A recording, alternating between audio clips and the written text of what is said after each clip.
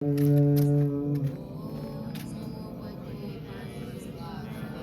अज्ञानतिमिरान्धस्य ज्ञानाञ्जनशलाकया चक्षुरुन्मिलितं तस्मै श्रीगुरवे नमः। श्रीचैतन्यमनोभीष्टं स्थापितं येन भूतले स्वयं रूपः तदा मह्यं ददाति स्वपदान्तिकं। वन्देऽहं श्रीगुरो श्रीयुतपदकमलां श्रीगुरुं वैष्णवांश। श्रीरूपं साग्रजातं सहगण रघुनाथान्वितं तं सजीवं साद्वैतं सावधूतं परिजनसहितं कृष्णचैतन्यदेवं श्रीराधा कृष्णपादान् सहगण ललिता श्रीविशाखान्वितांश्च। हे कृष्ण करुणा सिन्धो दीनबन्धो जगत्पते गोपेश गोपिका कांत राधा कांत नमस्ते। तप्त कांचन गौरांगी राधे वृंदावनेश्वरी वृषभानुसुते देवी प्रणमामि हरिप्रिये। वाञ्छाकल्पतरुभ्यश्च कृपा सिन्धुभ्येव च पतितानां पावनेभ्यो वैष्णवेभ्यो नमो नमः। नमो महावदन्याय कृष्णप्रेमप्रदायते कृष्णाय कृष्णचैतन्य नाम्ने गौरद्विषे नमः। सुंदरते ध्यान उभे विटेवरी करकटेवरी ठेवुनिया तुळशीहार गळा कासे पितांबर आवडे निरंतर हेची ध्यान। मकर कुंडले तळपती श्रवणी कंठी कौस्तुभमणी विराजित। तुका म्हणे माझे हेची सर्व सुख पाहीन श्रीमुख आवडीने पाहीन श्रीमुख आवडीने। जय श्री कृष्ण चैतन्य प्रभु नित्यानंद श्री अद्वैत गदाधर श्रीवासादि गौर भक्तवृंद। हरे कृष्ण कृष्ण कृष्ण हरे हरे हरे राम राम राम हरे हरे। मुखं करोति वाचालं पङ्गुं लङ्घयते गिरिं परमानन्दमाधवं श्रीचैतन्येश्वरम्। आवाज सर्वांना व्यवस्थित येतोय? खरखरतोय आवाज।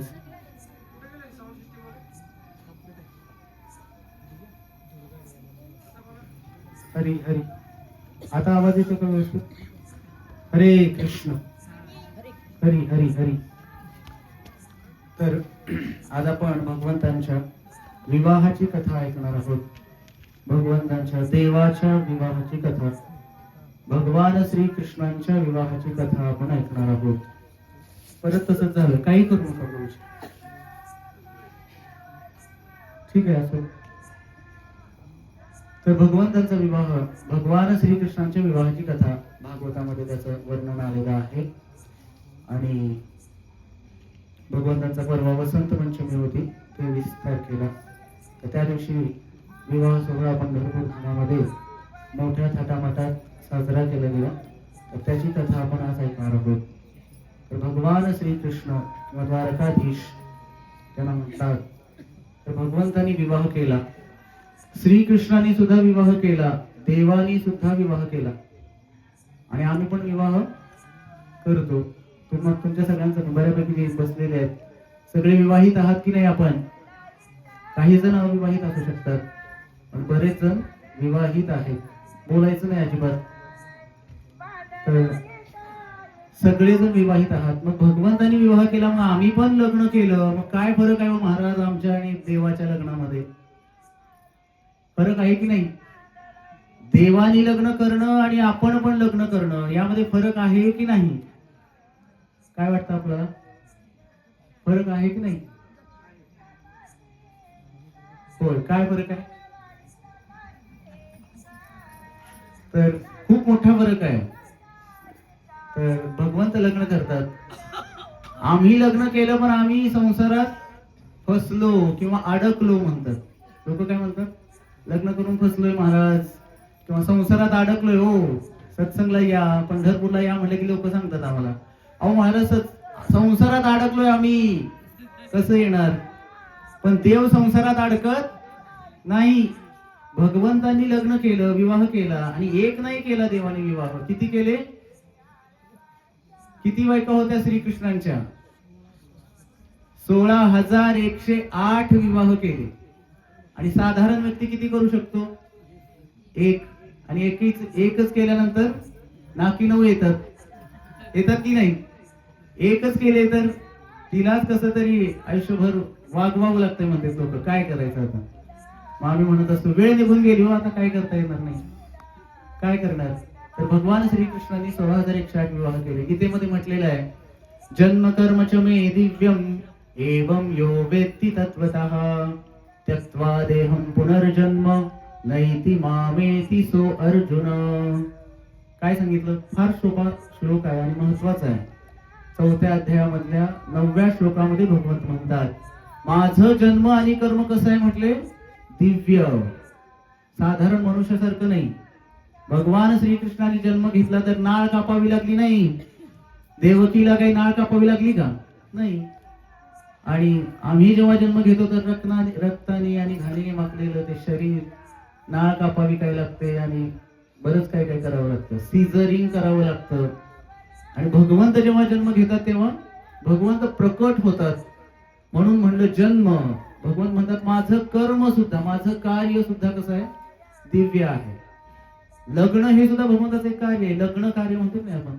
तर भगवंताचं कर्म दिव्य आहे. कसं दिव्य आहे? तर भगवान श्रीकृष्ण लहानपणापासूनच गोकुळात जन्म झाला. 10.5 वर्ष भगवान श्रीकृष्ण गोकुळ वृंदावनामध्ये राहिले. आणि 10.5 वर्षाचे असताना 10 वर्ष 6 महिने झाल्यानंतर गोकुळातून मथुरेला गेले. मथुरेतून भगवंत द्वारकेला गेले. आणि त्यावेळेस द्वारकेला गेलेले असताना इकडं भगवंताची नित्य संगिनी कोण आहे? रुक्मिणी माता.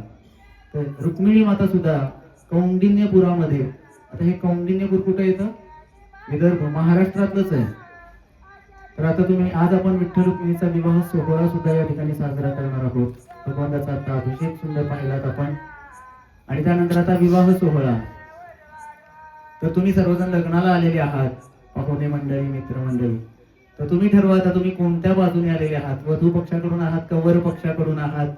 कारण भगवान श्रीकृष्ण विठ्ठल कुठून आले? द्वारकेचा राणा पांडवा घरी. द्वारकेवरून भगवान विठ्ठल आलेले आहेत पंढरपूरला.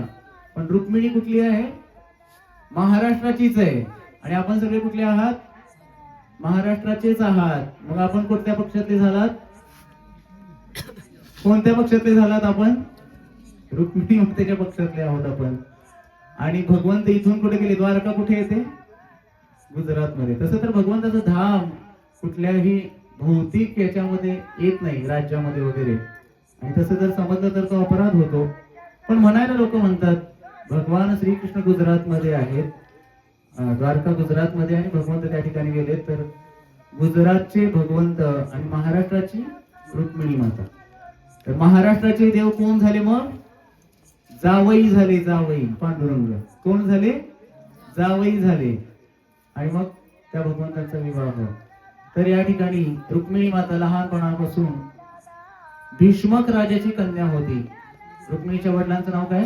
राजा भीष्मक. आणि कौंडिन्यपूर नगरामध्ये फार मोठे राजा होते. आणि त्यांना 4 मुलं होती. रुक्मी, रुक्मवर्ण, रुक्मबाहू आणि रुक्मांगद अशी 4 नावं. आणि एक बहीण होती त्यांना, तिचं नाव होतं रुक्मिणी. फार सुंदर सुशील स्वभावाची होती. साक्षात लक्ष्मीचं स्वरूप आहे. आणि लहानपणापासूनच त्यांच्याकडे नारदांसारखे संत यायचे. संतांना बोलवलं पाहिजे घरामध्ये. ते बोलवायचे स्वतः. पूर्वीचे राजे वगैरे संतांना घरी बोलवायचे. आजकाल बोलवतात, काही जण बोलवतात. तर संतांना बोलवलं पाहिजे, सत्संग केला पाहिजे घरामध्ये. आणि नारदांना बोलवल्यानंतर आता नारद, द म्हणजे देणारे. कुणाला देणारे? ते नारायणाला देणारे. म्हणून त्यांचं नाव काय आहे? नारद. नारायण नारायण नारायण बद्री नारायण नारायण नारायण. सतत नारायणाच्या नावाचा जप करत असतात नारद मुनी. आणि म्हणून त्यांचं नाव नारद झालेलं आहे. आणि जेव्हा ते राजा भीष्मकाच्या दरबारात यायचे तर संत कोणाबद्दल चर्चा करतील? भगवंतांबद्दल. भगवान श्रीकृष्णाबद्दल चर्चा व्हायची आणि ती चर्चा लहानपणापासूनच कोणाच्या कानावरती पडायची? रुक्मिणी मातेच्या कानावरती पडायची. आणि ती चर्चा ऐकून ऐकून ऐकून भगवान श्रीकृष्णांनी अनेक असुरांचा वध केला, माखन चोरीची लीला केली. या सगळ्या लीला कथा ऐकून रुक्मिणी मातेला भगवान श्रीकृष्णांविषयी प्रेम निर्माण झालं मनामध्ये. तसं तर आपल्या सगळ्यांच्या हृदयात भगवान परमात्मा श्रीकृष्ण परमात्म्याच्या रूपाने आहेत की नाही? आत्म्यासोबत नेहमी कोण असतो? परमात्मा हा असतोच, पण आपण त्याला विसरलोय. आणि त्याला पुन्हा आठवण करण्यासाठी, त्याची पुन्हा आठवण करण्यासाठी काय करावं लागेल? ऐकावं लागेल. कुणाविषयी? त्या परमात्म्याविषयी ऐकावं लागेल आणि त्याच्यासाठी सत्संग करावा लागेल. भागवतामध्ये म्हटलेलं आहे, शृण्वता स्वकथा कृष्ण पुण्य श्रवण कीर्तन हृद्यंतस्तु भद्राणी विधुनोती सुरत्सता. काय सांगितलं? शृण्वता स्वकथा कृष्ण पुण्य श्रवण कीर्तन. या पुण्य कथा, भगवान श्रीकृष्णाच्या कथा जेव्हा आपण ऐकू तर हृदयामधलं काय होईल? अमंगळ नष्ट होईल. हृदयामध्ये काय आहे सध्या? काम, क्रोध, लोभ, मद, मोह, मात्सर हे सगळे विकार भरलेले आहे. विकारांचं जाळं झालेलं आहे हे हृदय. त्या हृदयाला जर पुन्हा स्वच्छ करायचं असेल तर काय करावं लागेल? सत्संग करावा लागेल. भगवान श्रीकृष्णांच्या कथा ऐकाव्या लागतील. आणि म्हणूनच भगवंत या भूतलावरती येतात आणि अशा लीला करतात. विवाह करणे. देवाला काय गरज आहे लग्न करायची? काय गरज वाटते का? नाही. जे स्वतः राम आहेत, राम म्हणजे काय? य रमेती स राम. जे स्वतः मध्येच रममाण आहेत त्यांना कशाला लग्न करायची? त्यांना कशाला पत्नीची आवश्यकता आहे? त्यांना कशाला 16,108 विवाह करायची आवश्यकता आहे? त्यांना काय दोन्ही चोरायची आवश्यकता आहे? आणि त्यांना इथे येण्याची तरी काय आवश्यकता आहे? मग कशासाठी येतात भगवंत? परित्राणाय साधूनां विनाशाय च दुष्कृतां धर्म संस्थापनार्थाय संभवामि युगे युगे. भगवंत कशासाठी येतात? साधूंचं परित्राण आणि धर्माची स्थापना करण्यासाठी. भगवंत विवाह करतात. ज्यांनी विवाह केला नाही, ज्यांनी केलाय, त्या दोघांसाठी सुद्धा भगवंत म्हणतात, माझ्या विवाहाची कथा ऐका म्हणजे तुम्ही काय व्हाल? मुक्त व्हाल, भक्त व्हाल. कथा ऐकल्यानंतर. कारण हृदयातलं अमंगळ नष्ट होईल. आणि जेव्हा भगवंत येऊन अशा प्रकारच्या लीला करतात तर ते जीवासाठी, जे भटकलेले आहेत, भगवान श्रीकृष्णापासून आपण दूर झालेलो आहोत, त्यासाठी भगवंत लीला करतात. आणि त्यासाठी संत त्या लीला परत परत सांगतात. शास्त्रामधून त्या लीला परत ऐकायला भेटतात. आणि त्यामुळे शास्त्रामध्ये म्हटलेलं आहे, चैतन्य चरितामृत या ग्रंथामध्ये म्हटलेलं आहे, नित्यसिद्ध कृष्ण प्रेम साध्य कभूनय श्रवणादी शुद्ध चित्ते करह उदय. श्रवण केल्यानंतर जे भगवंताविषयीचं प्रेम आहे ते मनातून उदित होईल, परत जागृत होईल. जसं एखादा व्यक्ती कोमामध्ये गेलाय, आपण म्हणतो त्याला कोमामध्ये गेलाय, त्याला काही समजत नाही. अगदी जवळची व्यक्ती असेल तरी तो त्याला ओळखत नाही समोर आल्यानंतर. हळूहळू काय होतं? ती व्यक्ती सारखी समोर आल्यानंतर त्याच्यावरची ट्रीटमेंट घेत गेल्यानंतर त्याला हळूहळू ते लक्षात येते की हे तर माझेच आहेत सगळे. तसं आता पण आपण भगवंतांना विसरलोय, त्यामुळे संसारामध्ये अडकलोय. पण जेव्हा भगवंताची आठवण होईल आपल्याला तर तेव्हा काय होईल की आपण या संसारातली राहणार नाही, भगवंतांकडे आकर्षित होऊ आपण. आणि त्याच्यासाठी सत्संगाची आवश्यकता आहे. आणि हा सत्संग, अशा प्रकारचा सत्संग रुक्मिणीला अगदी लहानपणापासूनच भेटला. भाग्यवान असतात ते जीवात्मे ज्यांना लहानपणापासून अशा प्रकारचा सत्संग भेटतो. आणि बऱ्याच जीवांना तो सत्संग भेटतच नाही. कधी नसतं कोणाच्या घरी जास्त भजन पूजनाचा विषय येत नाही. आणि आलाच तर मग गावाकडे कशाचं भजन होतं, बाकी इतर देवदेवतांचं भजन करतात लोक बरेच. रामकृष्ण हरी किंवा हरे कृष्ण महामंत्र बऱ्याच जणांपर्यंत पोहोचतच नाही कधी. आणि लोक म्हणतात, आम्हाला वेळच नाही हो महाराज हे सगळं करण्यासाठी, दिवसभर काम असते आम्हाला, कधी करत बसावं हे सगळं. आणि आसपास कुठे असेल तरी बोलवलं तरी पण लोक जात नाही. अशा प्रकारचा सत्संग केला पाहिजे. आणि रुक्मिणी माता जेव्हा ती कथा ऐकली तर मनामध्ये प्रेम वृद्धिंगत झालं, वाढलं, इतकं प्रेम वाढलं. आणि प्रेम वाढल्यानंतर काय होतं, विरह जाणवायला लागतो. जसं बघा, जर एखाद्याचं नवीन लग्न झालं असेल, महिना 2 महिने झाले आणि पत्नी घरी गेली तर सारखे फोन कॉल चालू होतात, कधी येणार आहे, कधी येणार आहे, कधी येणार आहे, कधी येणार आहे, असं होतं नवीन नवीन झाल्यानंतर. कारण राहत नाही ना. आणि मग थोडस जुनं झालं की मग हळूहळू हळूहळू प्रेम, परत मुलं होतात, ते प्रेम विभागलं जातं एकमेकांवर. तर अशा प्रकारे हे होत असतं. तर इतकं प्रेम रुक्मिणी मातेचं वाढल्यानंतर रुक्मिणी माताला भगवान श्रीकृष्णांबद्दल ओढ निर्माण झाली आणि रुक्मिणीला वाटलं की जर पती म्हणून कुणाला निवडायचं असेल तर कुणाला निवडते मी, श्रीकृष्णांनाच किंवा द्वारकाधीशांशीच लग्न करेन असा निर्णय रुक्मिणी घेते. पण रुक्मिणीचा जो मोठा भाऊ आहे रुक्मी त्याचं नाव, आणि सगळी सत्ता त्याच्या हातात होती. त्यांनी मात्र ठरवलं की नाही नाही नाही नाही नाही म्हणे, तो गोपाळ गायी राखणारा चोर आहे म्हणे, तो चोर, आणि त्याच्यासोबत माझ्या बहिणीचा विवाह होऊ शकत नाही. भगवान श्रीकृष्ण चोर आहेत. चौराग्रगण्य अष्टकम, भगवंत चोर आहेत, त्यांच्यावरती अष्टक लिहिलंय, त्यांची स्तुती केली जाते. चोर म्हणून पण देवाची स्तुती केली जाते. त्यामध्ये काय म्हटले, व्रजे प्रसिद्धम नवनीत चोरम गोपांगणानां च दुकूल चोरम अनेक जन्मार्जित पाप चोरम चौराग्रगण्यम पुरुषम नमामि.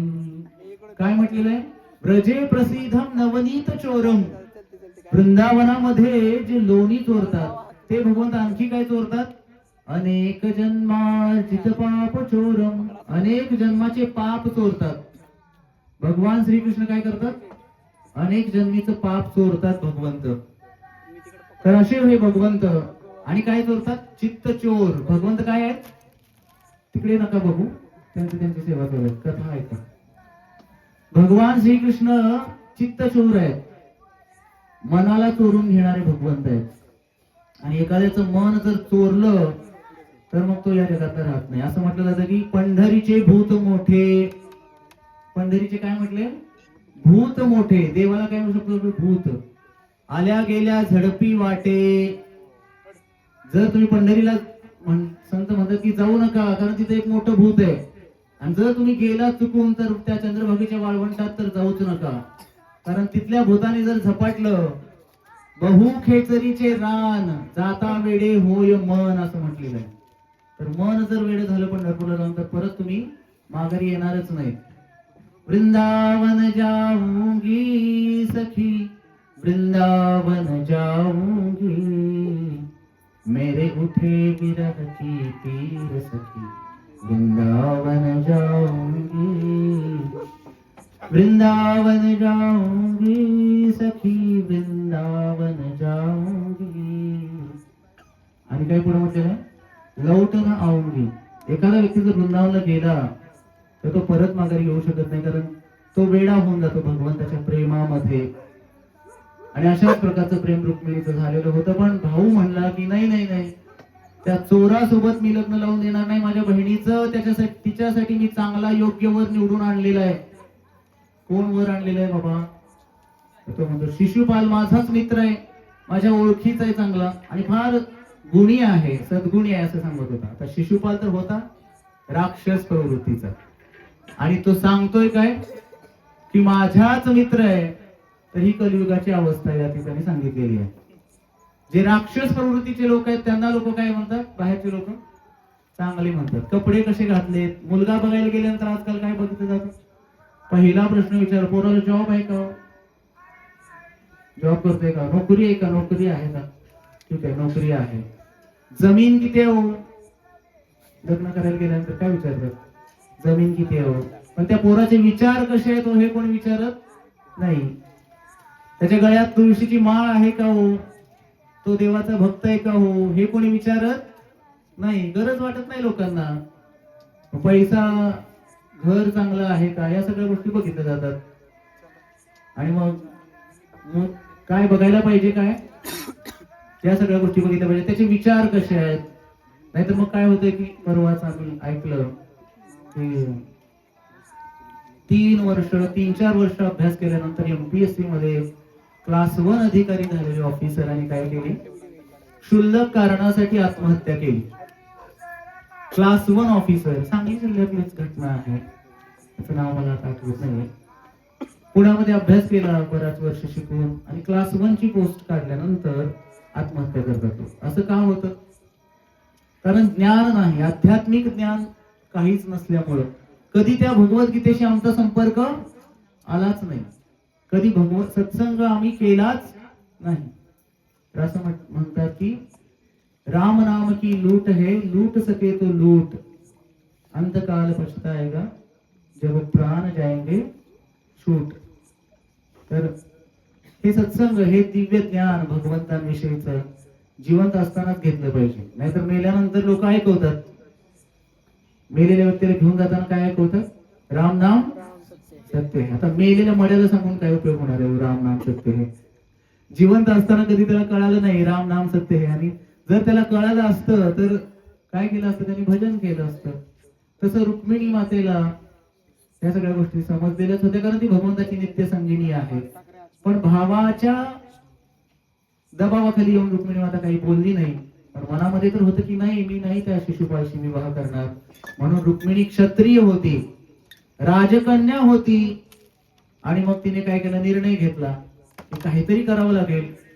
बऱ्याच वेळेला काय होतं की एखाद्या स्त्रियांना काय केलं जातं की बरंच पूर्वी पण किंवा आताही बऱ्याच ठिकाणी विवाह त्यांना विचारलं सुद्धा जात नाही, आणि बऱ्याच वेळा त्यांचा विवाह लावून दिला जातो की पोरग पसंत आहे का. आजकाल तसं होत नाही, पण पूर्वी असं होतं, विचारलंही जायचं नाही. आणि मग रुक्मिणीला तसंच काहीतरी झालेलं होतं, तिच्या घडणार होतं तसं. पण रुक्मिणी माता म्हणली की नाही, मलाच काहीतरी केलं पाहिजे, श्रीकृष्णांना प्राप्त करायचं असेल तर मला काहीतरी हालचाल केली पाहिजे. आणि रुक्मिणी माता काय करते, विचार करते की, आणि त्यांना पत्र लिहिते. पूर्वी काही व्हॉट्सअप वगैरे नव्हतं ना, त्यांना तेच कॉल केला असता.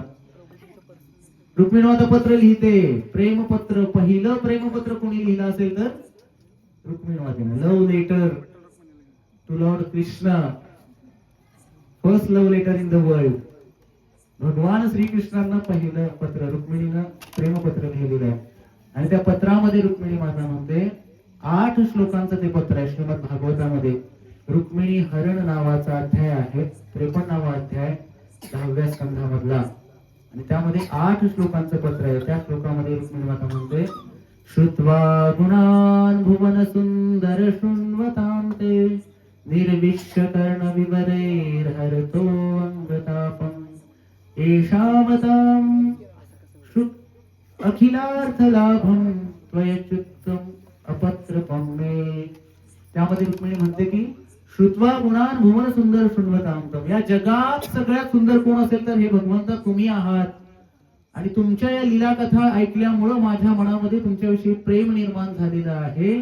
आणि माझं हे मन मी निर्लज्जपणे, हा शब्द वापरलेला आहे भागवतामध्ये, की तुमच्यावरती आसक्त झालेलं आहे माझं मन. आता असा शब्द का वापरावा रुक्मिणी मातेने, कारण अजून विवाह झालेला नाही, आणि विवाह व्हायच्या अगोदरच कोणावर तरी मन जाणं ही निर्लज्जता आहे.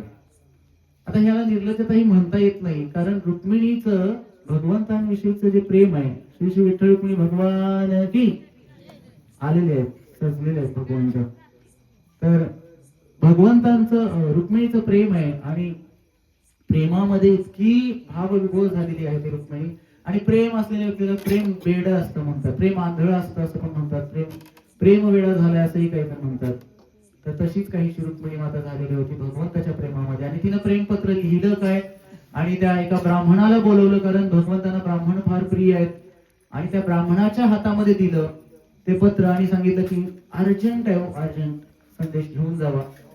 पूर्वी आज कसं असायचं, तुम्ही ऐकलं असेल, काय अर्जंट असेल तर कबूतर असायचे, त्यांना चिठ्ठी दिली जायची, कबूतर जा जा जा कबूतर. पूर्वी असं होतं. परत मोबाईल आले, आणि त्याच्या आधी मग असं ब्राह्मणाकडून वगैरे चिठ्ठी पोहोचवली जायची. तर एका दिवसामध्ये ते ब्राह्मण त्या ठिकाणी पोहोचले, आणि भगवंतांच्या जवळ गेल्यानंतर भगवंत त्या ब्राह्मणाला म्हणतात, तुम्हीच वाचून दाखवा. आणि वाचून दाखवतात. रुक्मिणीचा मानस भगवंत लक्षात घेतात, आणि भगवंत स्वतः त्या ब्राह्मणाशी वार्तालाप करताना म्हणतात की मलाही तेवढीच ओढ आहे रुक्मिणीशी विवाह करायची, पण तिचा भाऊ किंवा तिच्या घरच्यांचं सगळं नकार असल्यामुळे मी नाही जाऊ शकलो. पण आता स्वतःच तिने पाठवलेलं आहे, तर मला आता काय करावं लागेल, तिचं हरण करून आणावं लागेल, तिला पळवून आणावं लागेल. आता तुम्ही म्हणाल देवानीच पळवून आणायचं वगैरे नियम घालून दिले महाराज, आम्ही पळवून आणलं तर चालतंय का? नाही. तर भगवंत आहे, भगवंत काही करू शकतात. तर ते 16,108 विवाह करू शकतात. भगवंत 7 वर्षाचे असताना गोवर्धन पर्वत करंगळीच्या नखावरती उचलू शकतात. भगवंत रासलीला करू शकतात आणि अनेक असुरांचा वध करू शकतात. जे भगवंत करू शकतात त्या सगळ्या गोष्टी आपण नाही करू शकत, म्हणून ते भगवंत आहेत. तर सगळ्याच गोष्टी भगवान श्रीकृष्णांनी ज्या लीला केल्या त्यांचं आपण अनुकरण नाही करू शकत. त्याच्यातून काहीतरी मेसेज भगवंतांना द्यायचा असतो, आपल्याला संदेश जो द्यायचा आहे ते समजून घेतला पाहिजे. तर भगवंत पण भक्तवत्सल आहेत हे भगवंत दाखवतात. जो कोणी प्रेम वेडा होऊन माझ्यावरती प्रेम करेल त्याच्यासाठी भगवंत म्हणतात की मी काही करायला तयार आहे. 12 वर्ष एकनाथांच्या घरी भगवंत पाणी भरले श्रीखंड्या म्हणून. का भरले असतील? कारण प्रेम होतं एकनाथांचं भगवंतावरती तेवढं. आणि मग अशा भक्तासाठी भगवंत काही करायला तयार होतात. आता ही रुक्मिणी माता तर नित्य संगीनी आहे. तिच्यासाठी भगवंत जसा संदेश भेटला तसं रथावरती बसले आणि एका रात्रीमध्ये कुठून द्वारकेतून भगवंत कुठे आले? महाराष्ट्रात कौंडिन्यपुरामध्ये एका रात्रीमध्ये. किती फास्ट चालले असतील भगवंत. भगवंत कधी किती फास्ट येऊ शकतात. जेव्हा गजेंद्राचा प्रसंग येतो भागवतामध्ये, बोलू नका, त्याच्यापेक्षा काही महत्वाचं असू शकत नाही. मी काही जास्त वेळ घेणार नाही. तर गजेंद्राचा प्रसंग येतो. गजेंद्र नावाचा एक हत्ती होता आणि मगरीने त्याचा पाय त्या पाण्यामध्ये धरलेला होता आणि तो हत्ती तिथून बाहेर पडण्याचा प्रयत्न करत होता, पण पाण्यात ताकद कोणाची जास्त? मगरीची. त्यामुळं तो काही बाहेर येऊ शकत नव्हता. आणि त्याने हत्तीने काय केलं, शेवटी आता मरायचीच वेळ आली म्हटल्यानंतर त्याने तिथलंच एक कमळाचं फूल घेतलं आणि भगवंतांना अर्पण केलं. एक फूल अर्पण केल्याबरोबर भगवंत लगेच त्याच्या मदतीसाठी धावून आले. आणि येता येता भगवंतांना वाटलं की हा गरुड, भगवंताचं वाहन काय? गरुड. त्या गरुड सुद्धा काही जास्त वेगाने धावत नाही आणि गरज तर आहे मला लवकर पोहोचायचंय. गरुडाच्याही पेक्षा अधिक वेगानं भगवंत गरुड मागच राहिले आणि भगवंत तिथं पोहोचले अगोदर. इतके फास्ट, इतके भक्तवत्सल आहेत भगवंत. आणि अशा प्रकारे भगवंत त्या ठिकाणी एका रात्रीमध्ये आले. आणि रुक्मिणी मातेने सविस्तर सगळं लिहिलं होतं. आमच्याकडे प्रथा आहे, क्षत्रिय असल्यामुळं लग्नाच्या अगोदर अंबिका मातेचं दर्शन घेण्याची आमच्याकडे प्रथा आहे. तर तुम्ही काय करा, दर्शन घ्यायला मी जाईन संध्याकाळच्या वेळेला, तर त्या ठिकाणी तुम्ही या आणि माझं हरण करा. तर या ठिकाणी इकडे तो प्रसंग सुरू आहे. रुक्मिणी माता निघालेली आणि इकडे काय करतो रुक्मी, त्याला माहितीये की कृष्ण येणार, काही ना काहीतरी घोळ करणार. कारण त्याने ऐकलेलं असतं आतापर्यंत ज्या ज्या ठिकाणी काहीतरी झालेलं आहे. वृंदावनामध्ये इतके असुर मारले गोकुळामध्ये, त्यानंतर गोवर्धन पर्वत धारण केला, गवण्याची चोरी केली, कंसाने किती असुर पाठवले, सगळ्यांचा काटा काढला भगवंतांनी, सगळ्यांना मारून टाकलं, मुक्ती दिली भगवंतांनी तसे एक प्रकारे त्यांना. आणि मग इथंही आजही काहीतरी गडबड गोंधळ करणार हे माहिती होतं रुक्मिणीला. त्यामुळे त्यांनी काय केलं, रुक्मिणी मातेसोबत तिच्या ज्या काही सखी होत्या सगळ्याजणी एकत्र चाललेल्या होत्या आणि त्यांच्यासोबत सैन्य पाठवलं, काही पहारेकरी पाठवले, जेणेकरून रुक्मिणीला कोणी हरण करू नये किंवा पळवून नेऊ नये म्हणून. आणि पाठवलेले सगळेजण बाहेर उभे आहेत. रुक्मिणी माता आतमध्ये गेली, अंबिका मातेची पूजा करते. पूजा कोणाची करते? अंबिका मातेची. आणि मनात चिंतन कोणाचं चालू आहे? रुक्मिणी मातेचं. कोणाचं चालू आहे? श्रीकृष्णांचं चालू आहे. तर आपणही असंच करायला पाहिजे. जर कधी आपल्याला इतर देवदेवतांची पूजा तर करूच नाही. शास्त्रामध्ये तर सांगितलेलं आहे की भगवान श्रीकृष्णांची पूजा करा. भगवंतांनी स्वतः सांगितलं, मन्मना भव मद्भक्तो मद्याजी मां नमस्कुरु मामय वैष्णसी युक्तैव आत्मानं मत्परायणः.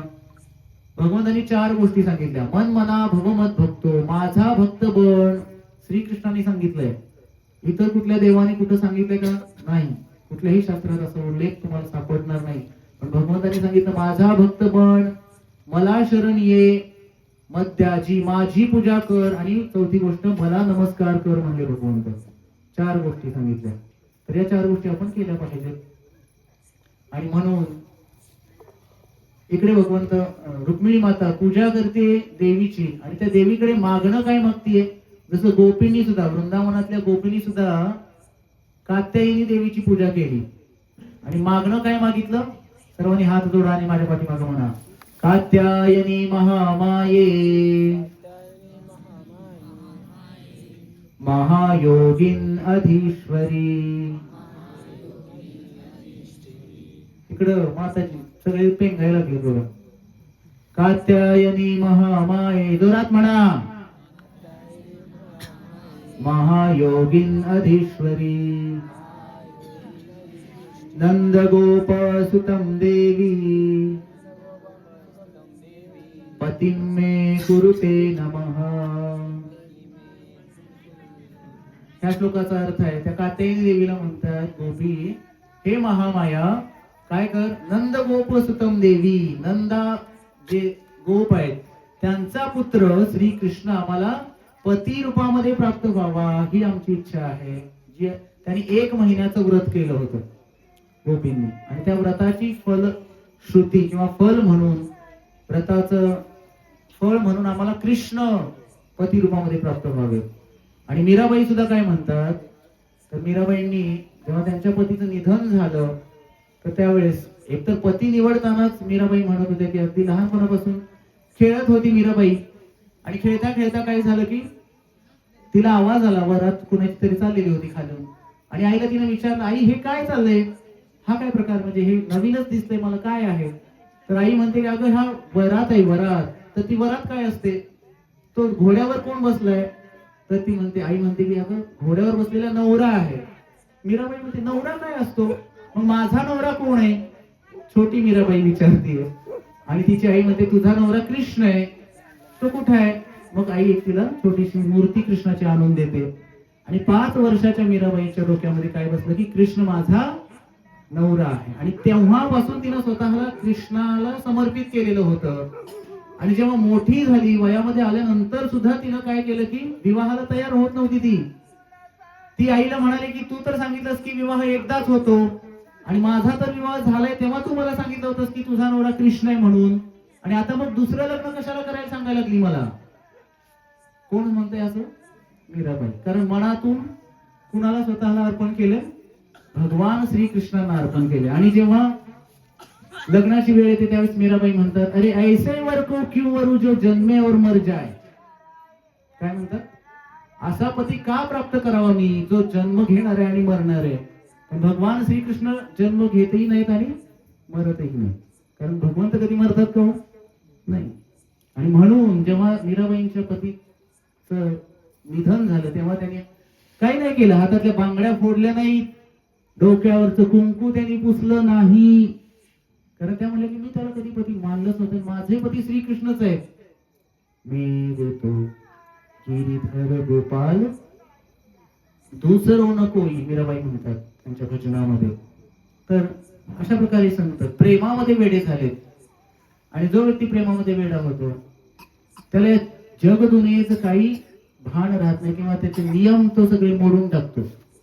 मेरी लगी शाम संग प्रीत ये दुनिया क्या जाने, क्या जाने कोई क्या जाने. म्हणा, मेरी लगी शाम संग प्रीत ये दुनिया क्या जाने, क्या जाने कोई क्या जाने, क्या जाने कोई क्या जाने. मेरी लगी शाम संग प्रीत ये दुनिया क्या जाने, मुझे मिल गया मन का मीत ये दुनिया क्या जाने.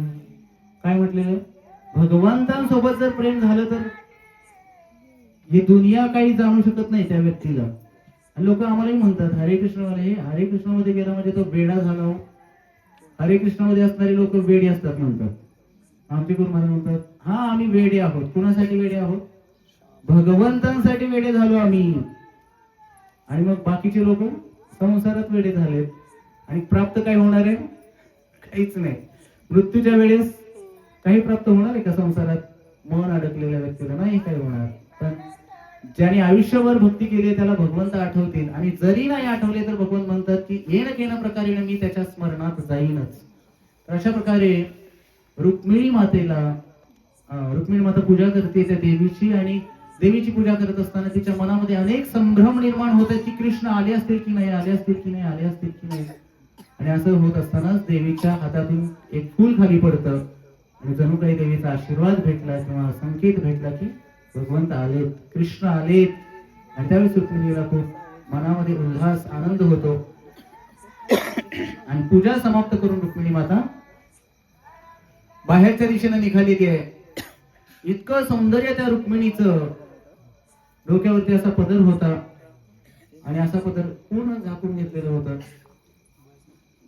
चेहरा, आणि थोडासा असा पदर वरती केल्यानंतर इतकं थोडस सौंदर्य बघितल्यानंतर जे सैन्य होतं, हत्तीवरती बसले होते, कोणी हातामध्ये भाला वगैरे घेऊन शस्त्र घेऊन उभे आहेत, त्यांनी तेवढं सौंदर्य बघितल्यानंतर सगळे धडधड खाली कोसळले सौंदर्याला मोहित होऊन. आणि रुक्मिणी मातेने थेट जी नजर टाकली ती कोणाकडे पडली? श्रीकृष्ण रथामध्ये उभे होते. भगवंतांनी इशारा केला तिकडून, चला लवकर जायचंय, कारण पळवून न्यायचं होतं ना. आणि रुक्मिणी माता तशीच पळत जाते. भगवंताने हात दिलेला आहे रुक्मिणी मातेला, लगेच रथामध्ये बसलेले आहेत. क्षणामध्ये या सगळ्या गोष्टी घडल्या, कुणाला काहीच कळत नव्हतं.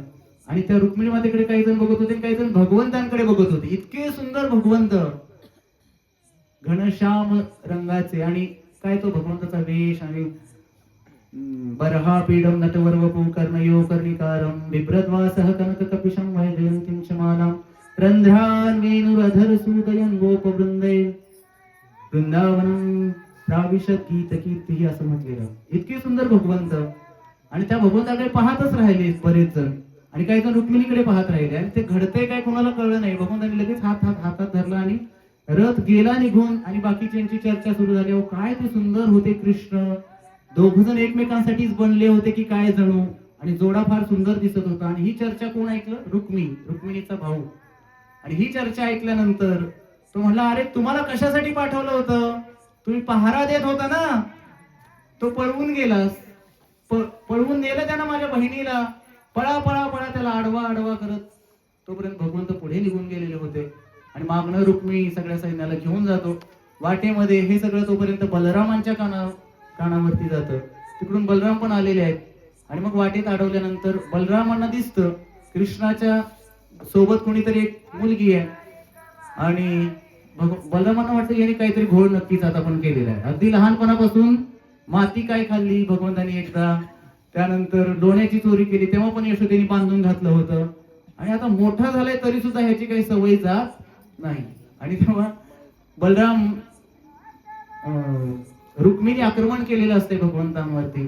भगवंत तर त्याला हे करू शकत होते, पण आता पत्नीचा भाऊ आहे, काय करू शकत होते. त्यावेळेस बलराम आडवे गेले आणि बलराम त्याला परास्त केले, त्याचा पराभव केला रुक्मिणीचा. आणि मारणार होते तेवढ्यात रुक्मिणीनं येऊन चरण धरले बलरामांचे. त्यावेळेस बलराम म्हणतात की ना काहीतरी झालेलं आहे, हे आपल्याला थांबवते म्हणतात, इथं काही करणं योग्य नाही. तर बलरामांनी काय केले की फक्त रुक्मिणीचे केश कर्तन केले, केस कापले. असे 5 बोट हातावरून ओढावे तसे 5 शेंडीसाठी त्याचे केस कापले. आणि एका क्षत्रियासाठी त्याचे केस कापणं ही पराभवाची गोष्ट आहे. आणि अपमानित केलं त्याला. तो तिथून माघारी गेला आणि हे तिघजण इकडे आले. इकडे आल्यानंतर मग भगवंतांनी सुंदर असा दिवस, त्या दिवशी वसंत पंचमीचा दिवस होता. सगळा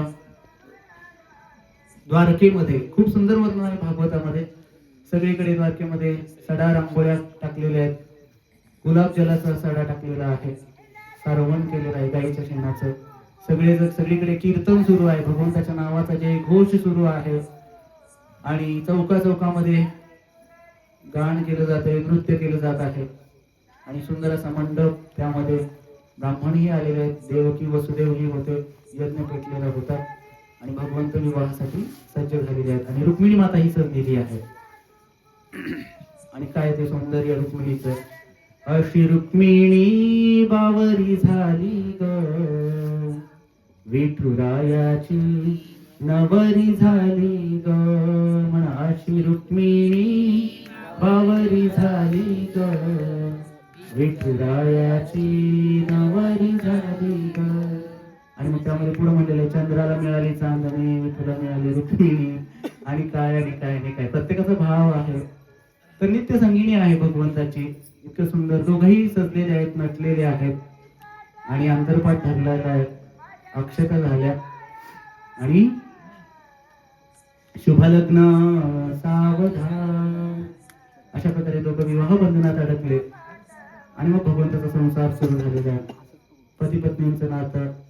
आणि एक दिवस अनेक वर्ष गेल्यानंतर भगवंत एकदा बसलेले होते एकांतामध्ये. रुक्मिणी माता भगवंतांना वारा घालत आहे आणि भगवंत म्हणतात रुक्मिणी एक प्रश्न विचारू का. विचारा ना. म्हणजे काय बघून तू माझ्यासोबत विवाह केलास. मी तर साधा एक ग्वाला गायी राखणारा आहे. काय माझ्याकडे मी कुठला राजा आहे का काय आहे का काय का सुंदर आहे का काय आहे. आणि रुक्मिणी माता ऐकत होती खाली मान घातलेली आहे आणि रुक्मिणी विचारत होती की आज काय झालं हे असे का बोलायला लागले. आणि भगवान बोलतच गेले की कशा प्रकारे तू माझी निवड करून चूक केलीस मोठी. आणि रुक्मिणी ऐकत होती विचार करा एखादा पती जर म्हणाला की तू माझ्याशी लग्न का केलं आणि मग पत्नीला कसं वाटेल. आणि तसं बोलत गेले भगवंत रुक्मिणी माता खाली मान घातलेली आणि विचारामध्ये इतकी मग्न झाली तिला वाटलं की आता भगवान मला सोडून देत आहेत की काय. आणि या विचारामध्ये असतानाच रुक्मिणीला चक्कर येते आणि पडणार रुक्मिणी इतक्यातच भगवंतानी धरलं रुक्मिणी मातेला. आणि मग तो सीन भगवंतानी धरलेला आहे. रुक्मिणी भगवंतांकडे पाहते भगवंत रुक्मिणी मातेकडे पाहतायत आणि मग एकमेकांकडे बघून हसतात. रुक्मिणीने स्वतःला सावरलेलं आहे आणि भगवान परत म्हणतात आता चेष्टा करत होतो मी तुझी. तर हे विवाहामध्ये हे पाहिलं पाहिजे.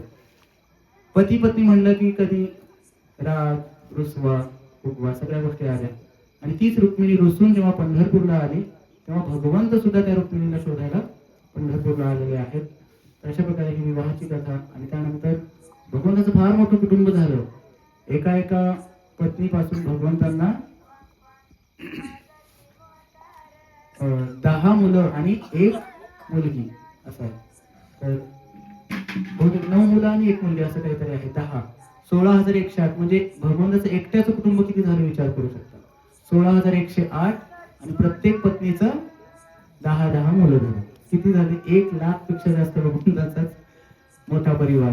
तर भगवान पांडुरंग परमात्मा नामदेव महाराजाचं लग्न ठरवायला गेले होते भगवंत. संतांसाठी काय काय करावं देवाने. आणि नामदेव महाराजाचं लग्न ठरवायला गेल्यानंतर त्या ठिकाणी अंगठ्या बिंगट्या आता भगवंताचं ऐश्वर्य काय हो. हातामध्ये इतक्या अंगठ्या घातलेल्या होत्या मोठ्या मोठ्या आणि त्या लोकांनी बघितलं समोरच्या की ठरवायला आलेल्या व्यक्तीच आणि दिसायला इतके सुंदर. त्या व्यक्तीला बघूनच ते म्हणले दिली आमची मुलगी. अहो पुढची बोलणी तरी करूया. नाही म्हणले दिली मुलगी दिली. त्याने हातात इतक्या अंगठ्या देव स्वतः गेले ठरवायला. भगवंताचं ऐश्वर्य किती. आणि अशा प्रकारे भगवंतांनी संतांचे पण काही विवाहामध्ये भाग घेतला. अनेक कार्य केली भगवंतांनी. तरी भगवंताची कार्य लीला या जीवांसाठी असतात आपल्यासारख्या साधारण जीवांसाठी की ज्या लीला कथा ऐकल्यानंतर आपला उद्धार होतो. सर्वांनी एकदा हरे कृष्ण महामंत्र म्हणत आणि या ठिकाणी आपण थांबूया. तो विवाह सोहळा आज आपण याची देही याची डोळा पाहाल आणि त्यामध्ये आपण सहभागीही होत आहोत. ही भगवंताची कृपा आहे आपल्यावरती. आज आमचे गुरु महाराज सांगत होते परमपूज्य लोकनाथ स्वामी महाराज सोहळे साजरे करा म्हणले. भगवंतांचे सोहळे जन्मोत्सव साजरा करा देवाचा विवाह सोहळा साजरा करा असे अनेक सोहळे साजरे करा प्रचार करा. आणि जीवनाचा मेन उद्देश तोच आहे. काय करायचंय जीवनामध्ये येऊन काय करायचंय भगवंताचं गुणगान करायचंय. हरे कृष्ण कृष्ण कृष्ण हरे हरे हरे राम राम राम हरे हरे. श्री विठ्ठल रुक्मिणी भगवान की विठ्ठल रुक्मिणी विवाह महोत्सव की श्रील प्रभुपाद की उपस्थित भक्त वृंद की निताई गौर प्रेमानंदे हरि हरि बोल. हरे कृष्ण. धन्यवाद खूप खूप आपल्या सर्वांचे. पुढचा कार्यक्रम सुरू राहील. हरे कृष्ण.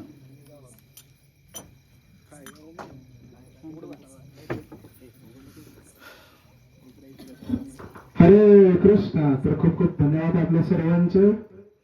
आपण खूप सुंदररित्या भगवंतांच्या विवाहाची किंवा भगवंतांच्या दिलेची कथा ऐकली.